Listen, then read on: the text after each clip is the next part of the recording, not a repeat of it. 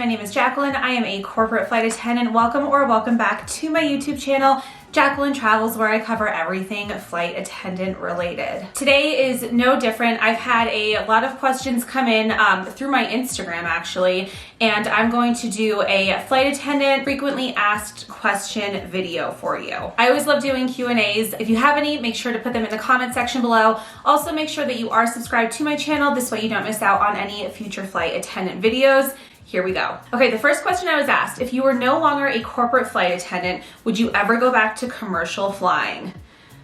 That's a hard no. Looking back on my commercial flight attendant days, I'm kind of surprised I had the patience.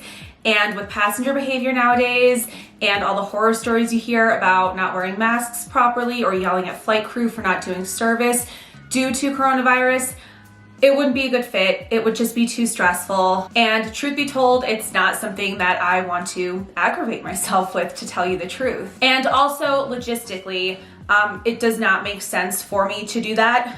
Baby travels is almost here, and I don't want to be a reserve flight attendant again. I gave up a lot of seniority when I stopped flying commercial. I was a commercial flight attendant for 5 years before I became a corporate flight attendant about 3 years ago. So it just doesn't really make sense for me. And that's not to say a commercial flight attendant is a bad job. I actually loved it. I loved my company. I never wanted to leave. I was happy with my schedule. I was happy with my route and our policies and the union and just everything. It was just kind of a fluke that I got into corporate aviation, and I didn't realize that being a flight attendant could just be that much better. I thought I had it really good. So now that I've seen the other side of things, I think it would be a hard transition for me. And again, just one that doesn't make sense for this point in my life. So no, if I wasn't a corporate flight attendant anymore, I would just think of something else to do. Okay, the next question that was asked is, who escorts passengers onto the corporate jet? Okay, so passengers will check in at the FBO or the smaller airports that these private jets fly in and out of, and typically there is a pilot waiting inside to escort the passengers to the private jet if they check in through the FBO. There is also the option for a passenger to drive straight up to the private jet. So typically a passenger will drive up to the private jet when they are an owner of a private jet, or it's the company's jet and this is an employee of the jet. And then if you're chartering a plane, you go into the FBO and the pilot will generally walk you to the airplane. Next question, besides soup, what is the most challenging food to serve?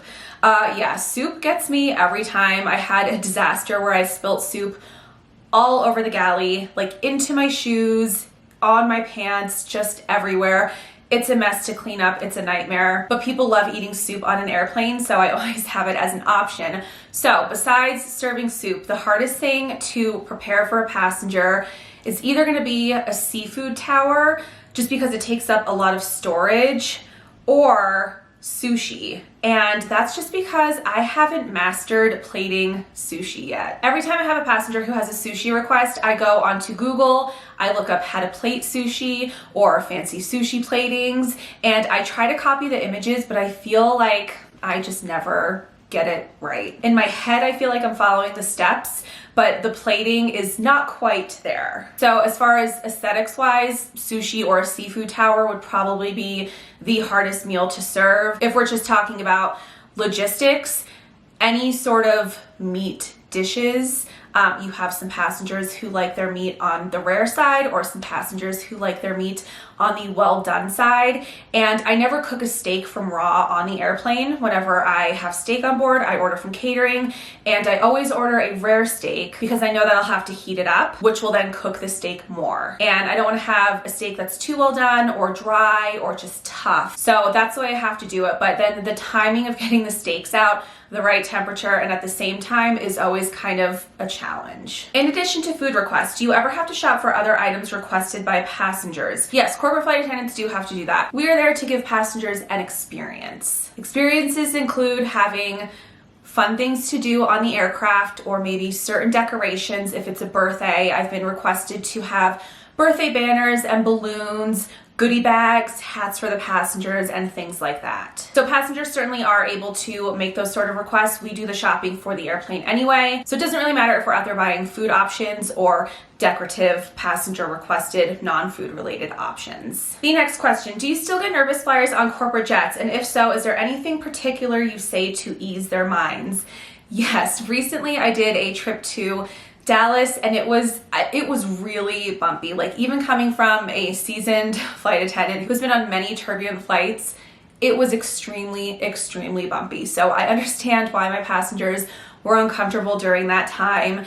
And there was a little bit of not yelling, but gasping going on and clutching onto the seats. I feel like it is hard to try to calm someone down in turbulent situations because I think a lot of the issue comes from passengers not having control of the situation, and when they don't have control, that makes them more nervous. So maybe it doesn't matter what you say, they'll still be nervous, but I always do try to calm them down. The first thing I'll always say to a passenger in turbulence when they are nervous is turbulence actually is not dangerous. It's not going to cause the plane to fall out of the sky. Turbulence becomes dangerous when a passenger is not buckled into their seatbelt because they may be sitting in a chair and then hit their head, or they may be walking through the cabin and the plane will drop and of course they'll go flying.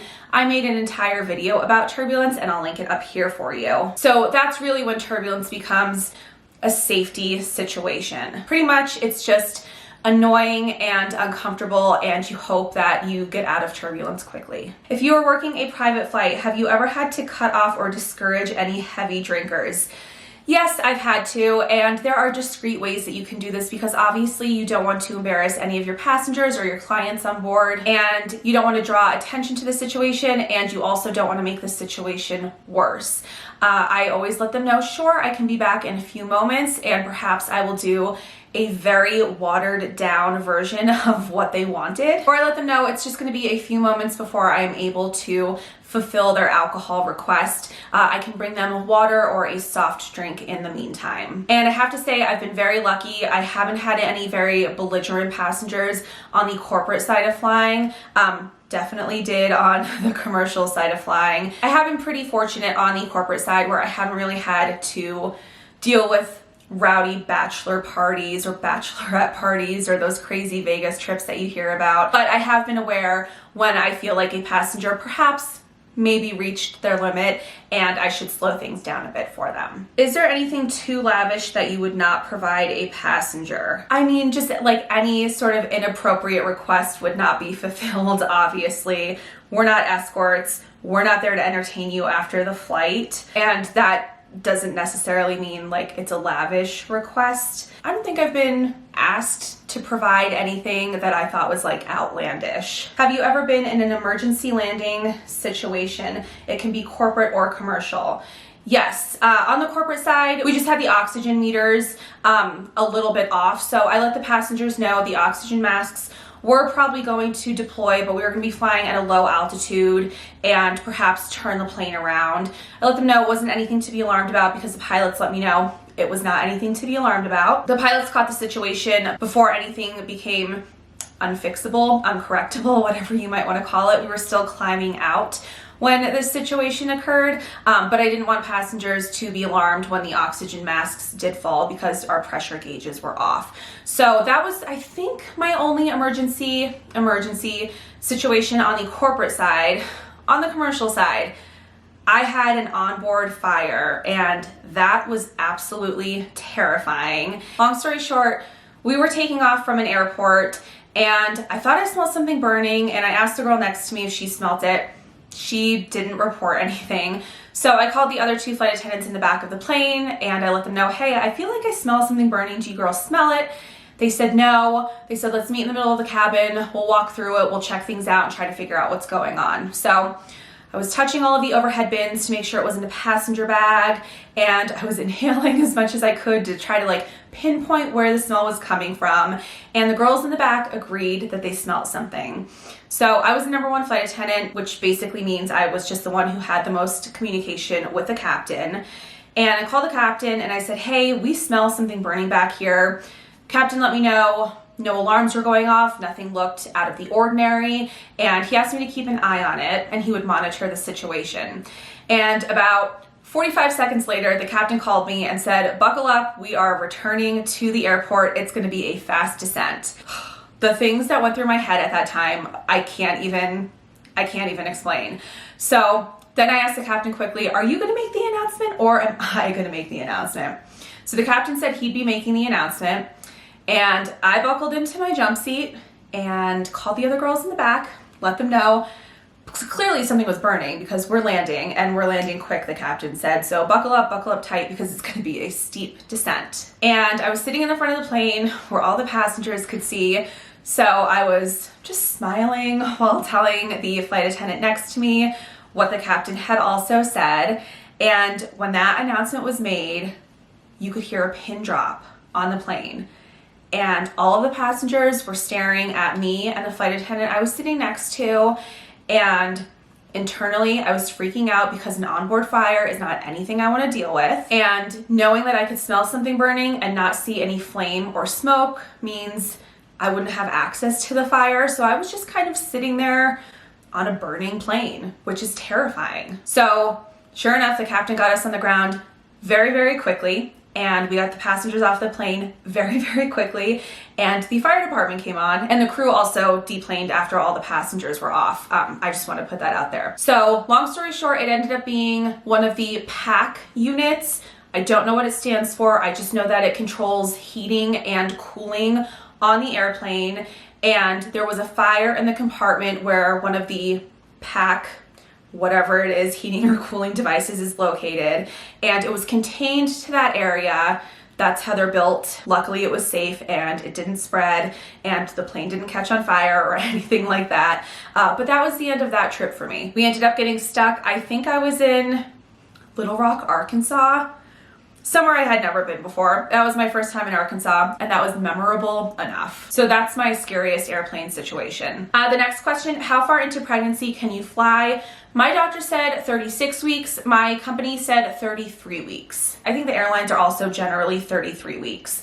So I'm just about there. I do have a trip coming up very shortly, and that's gonna be my last trip, and it's bittersweet, but it's also exciting because I know when I'm done with that trip, I'm home with the baby. All right, so that's all of the questions that I'm answering in this Q&A, just to keep it a reasonable length.